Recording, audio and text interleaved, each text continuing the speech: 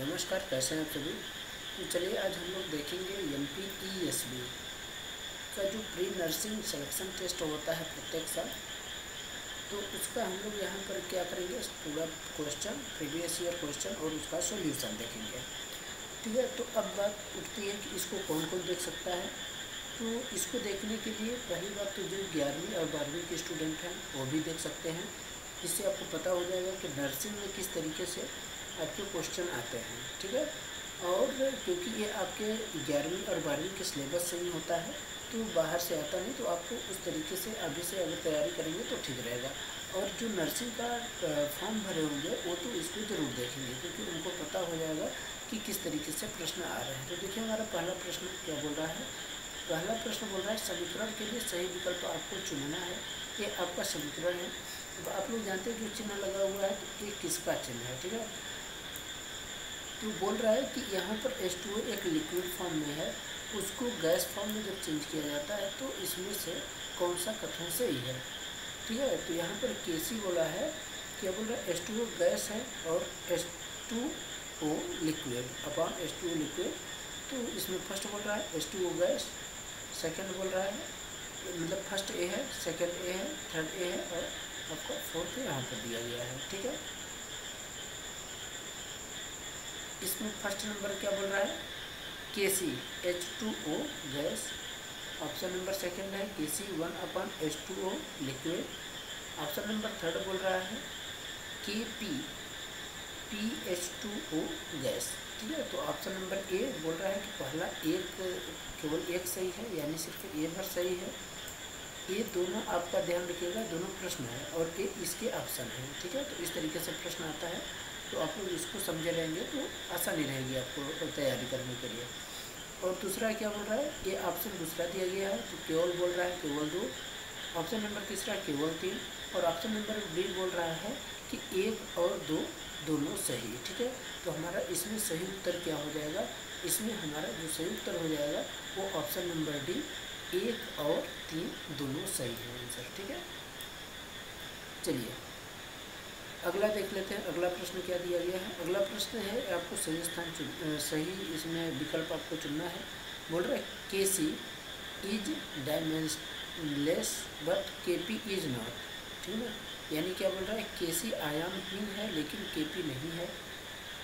Option number B क्या बोल रहा है, KP आयामहीन है लेकिन KC नहीं है। ऑप्शन नंबर सी बोल रहा है न तो KC और न तो KP आयाम रहित है। ऑप्शन नंबर डी बोल रहा है दोनों KC और KP आयामहीन है। तो आंसर नंबर क्या हो जाता है, इसका सही आंसर हो जा रहा है डी। ठीक है, यानी क्या है कि दोनों KP और KC आयामहीन है। ठीक है, अगला प्रश्न देख लेते हैं क्या दिया गया है। तो यहाँ पर अगला प्रश्न आपको तीसरा नंबर जो दे रहा है, ये क्या बोल रहा है, हैबर की प्रक्रिया में किसका उपयोग प्रमोटर के रूप में किया जाता है और किसका उपयोग उत्प्रेरक के रूप में तेज़ी से संतुलन प्राप्त करने के लिए किया जाता है। तो इसमें दो आपको ऑप्शन मिल रहे हैं, यानी क्या है, हैबर की प्रक्रिया में प्रमोटर के रूप में किसका प्रयोग किया जाता है और उत्प्रेरक के रूप में किसका प्रयोग किया जाता है जो तेज़ी से संतुलन प्राप्त करने के लिए। तो ऑप्शन नंबर ए है मॉलिब्डेनम विभाजित लोहा। ऑप्शन नंबर बी है विभाजित लोहा और मॉलिब्डेनम। ऑप्शन नंबर सी है तांबे के चिप्स सीसा और ऑप्शन नंबर डी है सीसा तांबे के चिप्स। ठीक है, तो इसमें हमारा सही उत्तर क्या हो जाएगा, इसमें हमारा जो सही उत्तर हो रहा है ऑप्शन नंबर ए क्या हो जाएगा, सही हो जाएगा। ठीक है, ऑप्शन नंबर ए सही हो जाएगा। ऑप्शन नंबर ए का मतलब यहाँ पर आपको क्या दिया गया है, ऑप्शन नंबर ए का मतलब मॉलिब्डेनम और विभाजित लोहा, यानी हैबर की प्रक्रिया में पहले में क्या हो जाएगा मॉलिब्डेनम। ठीक है, और यहाँ पर क्या हो जाएगा लोहा, विभाजित लोहा। ठीक है, इस वाले में तो हमारा सही उत्तर क्या हो गया, ऑप्शन नंबर ए। चलिए अगले प्रश्न की ओर चलते हैं। अगला प्रश्न हमारा क्या दिया गया है। अगला प्रश्न हमारा बन रहा है चौथा नंबर, यदि एक मोल वियोजित होकर उत्पाद का n मोल देता है तो क्या बनता है हमारा। ठीक है, तो यहाँ पर हमारा जो ऑप्शन दिया गया है, ऑप्शन नंबर फर्स्ट क्या बोल रहा है कि alpha equal to 1/n-1 d-d/d। Option number B क्या बोल रहा है, alpha equal to n-1 d/D - small d। Option number C बोल रहा है alpha equal to 1/n-1 D plus D upon D. Option number D बोल रहा है alpha equal to n-1 D plus D upon D. ठीक है, तो हमारा सही उत्तर क्या हो जाएगा? ऑप्शन नंबर ए हमारा सही उत्तर हो जाएगा। अब देख लेते हैं अगला प्रश्न किस तरीके से है। अगला प्रश्न बोल रहा है निम्नलिखित में से कौन सा ऑर्बिटक्स, यानी ऑर्बिटक्स मतलब यहाँ पर क्या बात किया गया है, कक्षकों के बारे में बात कर रहा है। ठीक है, यानी निम्नलिखित में से कक्षकों के स्थानिक अभिविन्यास के संबंध में कौन सा कथन सत्य है? पहला क्या बोल रहा है कि चुंबकीय क्वांटम संख्या द्वारा निर्धारित।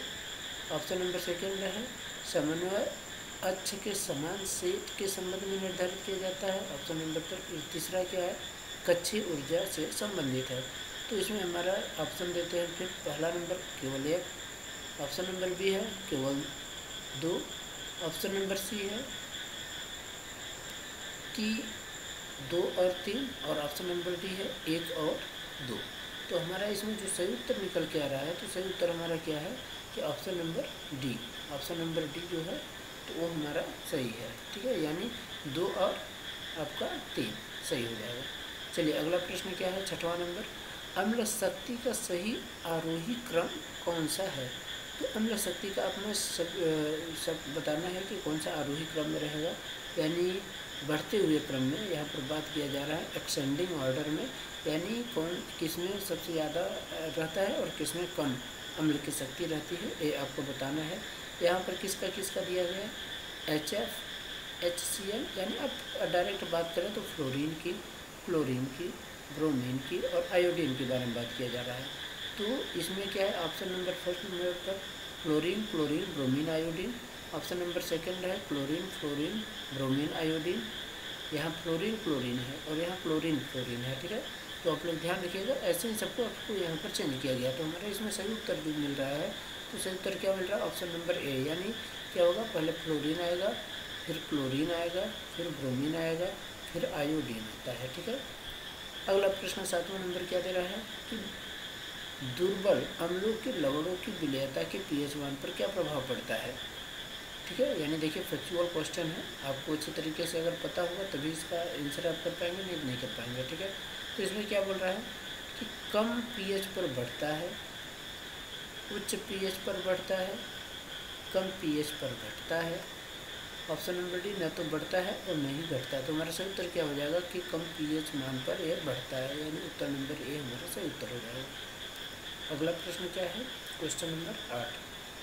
अगला प्रश्न क्वेश्चन नंबर 8 क्या बोल रहा है, हेंडरसन समीकरण। हेंडरसन समीकरण के बारे में बोल रहा है इसमें, pH equal to pKa plus log salt acid, pH plus POH equal to pKw, pH equal to pKa plus log equal to conjugate base acid.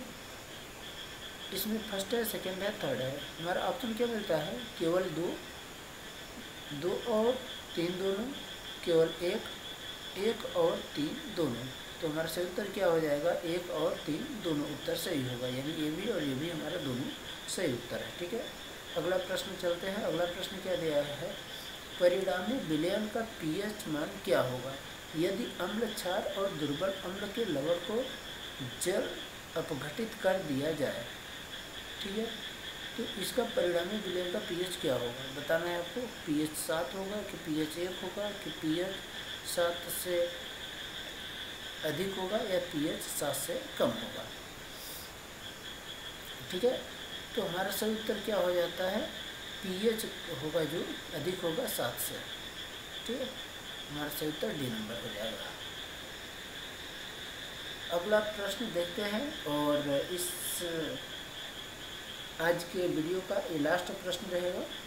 क्या बोल रहा है, समीकरण में En equal to -2.18 into 10 -18 Z²/m²।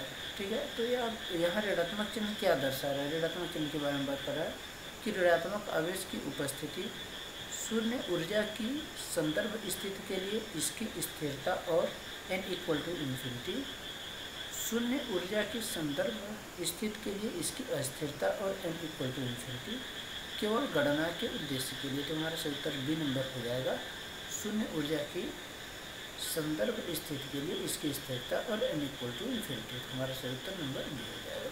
ठीक है, तो इस वीडियो में बस इतना ही।